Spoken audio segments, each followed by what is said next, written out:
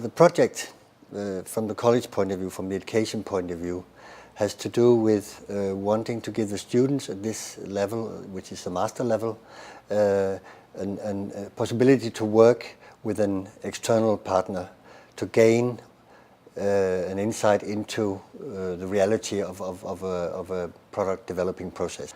The reason why we find it important to work with hler is, of course, that from a ceramic point of view, from a material point of view and material historical point of view, they are extremely interesting because they were this particular pottery that combined the production of functional items with an artistic approach. So what we want the students to do is to look at the collection, get inspired from objects and try to transform what they see through research, through understanding the historical context, what they see into contemporary objects. In the old pottery, the actual controlling the materials, taking the material to a very sophisticated level was the ID, or the DNA, you could say, of the company, of any potter.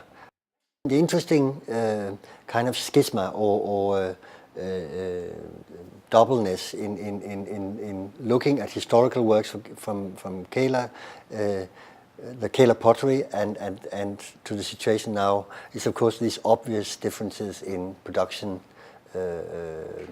methods. The original pottery was a very tight-knitted structure where the artists worked alongside all the workers that were producing, and there was an instant interchange of ideas, and so the works were developed very organically.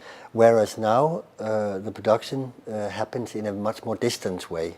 We have a company here that's based in Denmark but don't produce in Denmark, so there's a connection where you have to travel to factories in Portugal or in China or wherever and try to mediate through a third person the idea that you have as an artist or designer to the factory.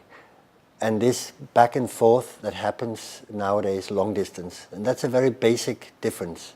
How do I make sure that my idea comes through when I'm not there to talk with the one, to look at what they actually get out of the mold? You have to be a very good designer to get something good out of that. You have to think beforehand the problems. We decided that we're doing two exhibitions that should supplement each other. One has to be directed towards the museum guest that comes in, looks at the collection, but then sees someone who has worked with the collection, so it activates the collection.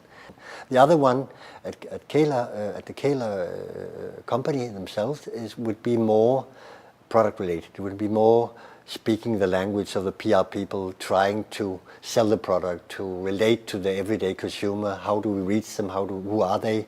What kind of language, what kind of images, photographs do we need to make sure that they understand what we're showing them? We always find that working with young students and young designers is very inspiring in terms of seeing a new take on our old history and the ideas that we have as a commercial company. The young students often have a completely different take on many of the things that we take for granted, and some of the ideas that we have been working on. They challenge us in a way that we don't normally see with more established designers.